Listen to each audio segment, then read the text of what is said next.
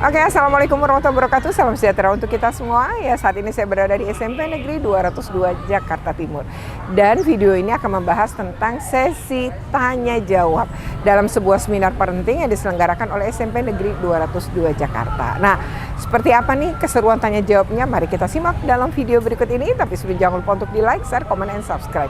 Bagi yang belum subscribe, segera subscribe untuk terus terupdate dengan video pendidikan anak dan kulineran. Tentang yang tantrum Bu, saya belum lagi paham bagaimana cara menyikapi anak yang Tantrum itu Bu, karena saya punya anak 3 tahun, kalau minta apa-apa itu kan selalu nangis sampai guling-guling.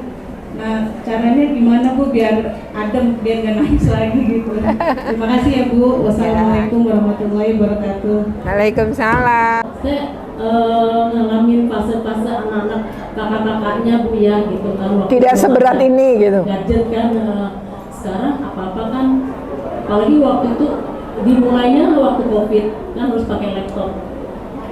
Setelah COVID selesai dia masuk lagi offline, itu tidak bisa lepas gitu loh. Bahkan dia minta lagi untuk game, ini masih kurang ya gitu kan. Ayahnya iyain karena merasa mungkin oke lah, tapi kamu belajar ya, jadinya gitu. Tapi nyatanya kan misalnya jam sholat pun lain, ayo sampai digituin ya gitu kan. Nah terus belajar juga entah karena laki apa sih juga nggak ngerti Bu ya. Apa karena ini masa fase SMP, saya juga nggak tahu. Tapi maksud saya minta tolong gimana Bu ya gitu. Memang waktu SD ini semua anak saya tiap kali malam saya bacain gitu kan. Tapi yang kakak-kakaknya itu selama kelas 4 SD sudah megang sendiri buku-bukunya gitu kan, belajar sendiri gitu. Nah yang ini masih kalau nggak dibacain nggak belajar. Nah kan capek itu, saya juga merasa loh nanti kapan dia mandiri gitu kan gitu. Ntar udah kalau emaknya udah marah nempel ke kakaknya sabar banget, akhirnya diajarin kakaknya gitu kan. Nah saya maksudnya gini Bu, cara menumbuhkan dia untuk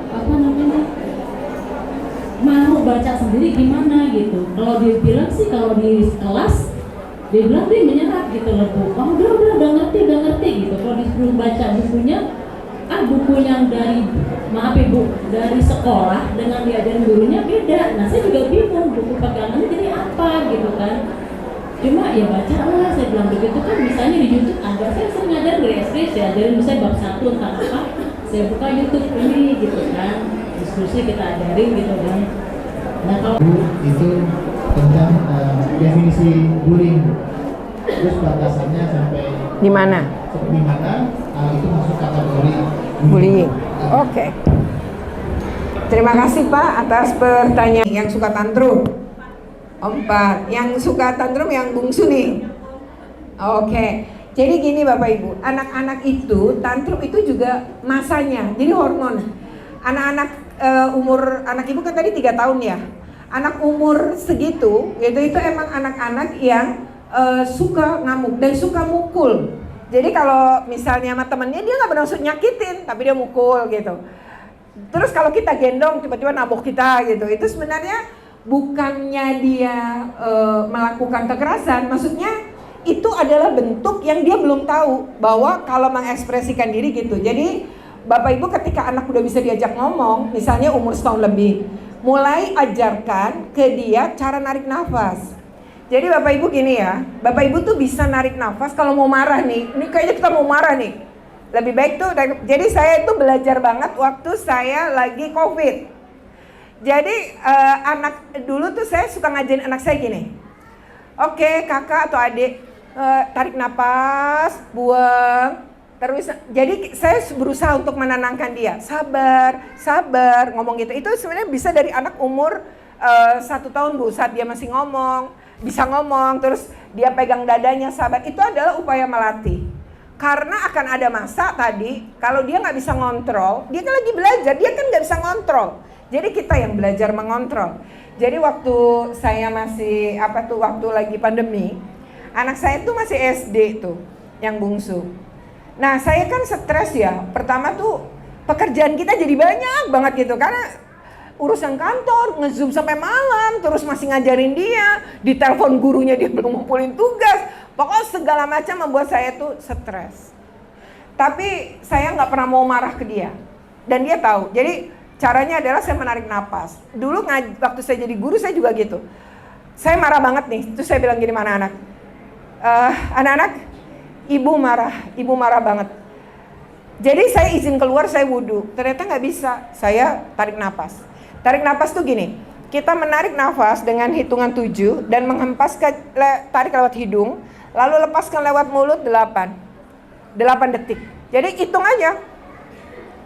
Terus lepaskan pelan-pelan lewat mulut kita, ya, kalau ngelepasin lewat mulut, kalau narik lewat hidung, lalu itu 8 detik. Itu sebenarnya mampu mengontrol secara, dan anak-anak bisa kita ajarin. Nah, anak saya itu kalau murid saya gitu, tapi kalau saya nggak bisa, saya akan narik napas atau saya marah-marah sama tanaman. Nah, itu yang saya lakukan. Yang penting saya tidak memaki murid saya. Suatu hari pas pandemi, wah saya benar-benar nggak bisa. Nah, lalu nih ketika menghadapi anak saya tarik napas, tapi ternyata saya wudhu, saya narik napas nggak bisa juga. Guru, selamat pagi anak-anak, apa kabar hari ini? Semoga sehat selalu, senyum terus, dan anak-anak ketularan hormon dopamin kita. Jadi itu hormon kebahagiaan, jadi ngurangi rasa stres, Bu. Nah, begitupun Bapak Ibu, selamat pagi anakku, ini udah jam berapa, ayo bangun. Kan senyumnya kan menulari dopaminnya. Yang kedua, dengerin lagu. Kalau Bapak Ibu gak suka nyanyi, bagus dua-duanya, nyanyi. Jadi nyanyi itu juga memunculkan, dengerin musik juga memunculkan, olahraga juga. Jadi orang yang olahraga, yang suka nyanyi, yang suka senyum, itu kemungkinan besar mampu mengendalikan. Nah, anak-anak kita tadi, Ibu kan coba dengerin musik yang enak ya, musik kemudian yang dia suka, lalu ajarkan dia menarik nafas, Bu.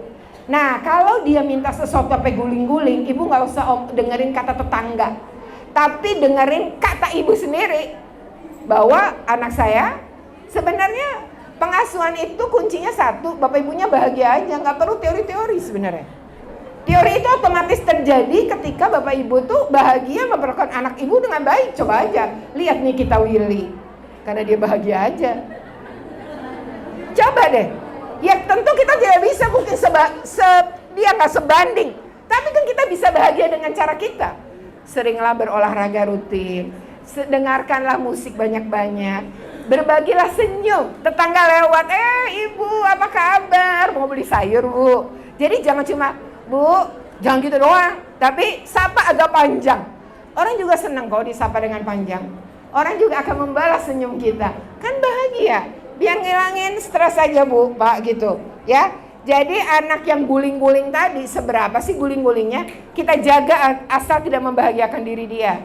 Tapi setelah dia itu, tapi ajarkan, oke, masih mau marah sama mama nggak apa-apa, tapi sekarang belajar tarik napas yuk, tarik napas. Jadi biasakan seperti itu sih.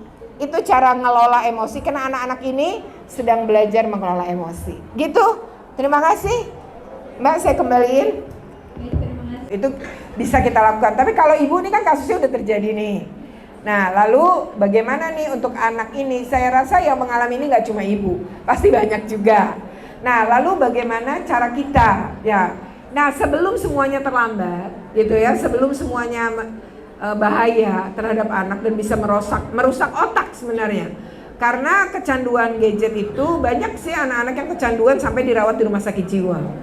Dia tuh udah nggak pakai psikolog, pakai psikiater, harus pakai obat. Jadi itu bisa udah ngamuk banget, terus nggak bawa handphone pun tangannya terus kayak orang main. Lalu otaknya ternyata dari 5 bagian otak, 4 otaknya tuh rusak. Jadi tinggal sisa 1 yang paling depan. Nah, otak depan itu otak berpikir, ya otak sekolah itu. Makanya anak kita kecanduan tetap bisa berpikir, sekolah tetap bisa jawab karena otak itu nggak bagian yang rusak. Nah, otak itu rusak kalau kecanduan pornografi. Kalau pornografi 5-5-nya rusak. Itu kayak kita tuh ketabrak mobil walaupun truk gitu ya, badan kita terus diperbaiki ya kan tetap koyak gitu. Tetap ada yang rusak kayak begitu. Nah, bisa nggak diobatin kalau udah sangat parah? Itu bisa, karena bahkan beberapa kasus anak ini tuh tidak berada di dunianya. Jadi saya pernah ketemu anak. Jadi pas saya melakukan pengawasan di sebuah rumah sakit jiwa. Waktu itu lagi usai pandemi, kira-kira baru berapa bulan. Karena ada laporan rumah sakit jiwa ini yang semula nggak ngerawat anak-anak jadi harus ngerawat anak-anak. Jadi ada bangsal anak sampai waktu itu dibuka bangsal anak 200. Bagi yang sedang ke rendah itu rawat jalan, tapi untuk yang parah itu harus dirawat inap. Nah ternyata anak-anak itu memang mengerikan banget. Jadi ada satu anak tuh baru datang, mukanya tuh pucat, badannya bau. Terus kan kalau di rumah sakit tuh dia diikat begini loh, pakai baju yang bisa ngikat dia untuk dia tuh tidak bergerak menyerang orang lain. Nah ternyatanya dokter itu menceritakan ke saya, jadi anak ini dibawa ke sini setelah dia hendak membunuh ibunya. Jadi ini anak mandinya, makanya tadi bau, dia itu mandi cuma 5 menit seminggu sekali. Jadi terus makan tuh kadang kita penyebab juga anak itu mengalami itu. Jadi mulai dari makan tuh pertama dia disuruh makan, akhirnya makan, lama-lama dia ngambil makan tapi dibawa ke kamar. Lalu nanti pas dia makan dia turun lagi siang atau malam ambil lagi makan. Nah ternyata lama-lama dia nggak ngambil. Lalu ibunya ngambilin. Nah pas ngambilin lama-lama dimakan, lama-lama enggak. Jadi ibunya datang pagi sampai udah nggak sekolah, ibunya datang pagi ngambilin makan dia, pas siang ibunya nganterin makan siang, makan paginya belum kesentuh. Akhirnya ibunya nyuapin. Oke ya, demikian ya video terkait dengan keseruan tanya jawab di seminar parenting yang diselenggarakan oleh SMP Negeri 202 Jakarta. Kita memang harus hati-hati ya dengan dunia maya. Membesarkan anak pada era digital itu emang tidak mudah, tapi bisa belajar, bisa sharing seperti yang dilakukan oleh SMP Negeri 202 Jakarta. Oke, semoga ini bermanfaat. Jika bermanfaat, jangan lupa untuk di-like, share, komen, and subscribe. Bagi yang belum subscribe, segera subscribe untuk terus terupdate dengan video pendidikan anak dan kulineran. Assalamualaikum.